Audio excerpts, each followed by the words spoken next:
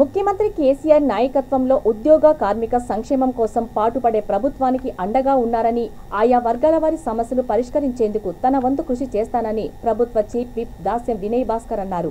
Warangal enzyme సెంటర్లోని Rajarajeshwari కళ్యాణ మండపంలో municipal out sourcing కార్మికుల యూనిట్ మొదటి మహాసభ జరిగింది.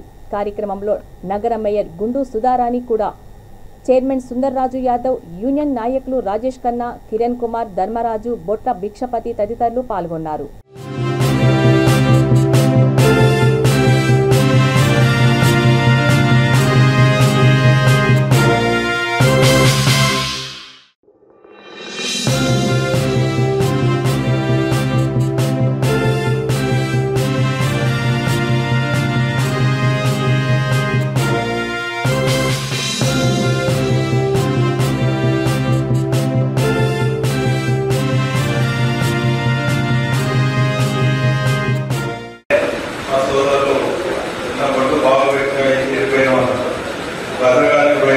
మా మున్సిపల్ ఉద్యోగ సమస్యల పరిష్కారం కావాలని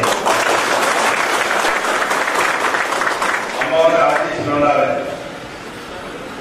మరి ఖచ్చితంగా ఆ భద్రకాళమ్మ ఆశీస్సు మన మీద ఉండాలి. మరి సోదరుమని సహకారం కూడా మనందరికీ ఉండాలి.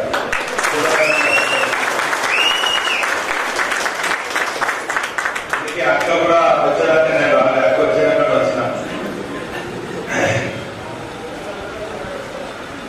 మున్సిపల్ ఉద్యోగుల సమస్యలు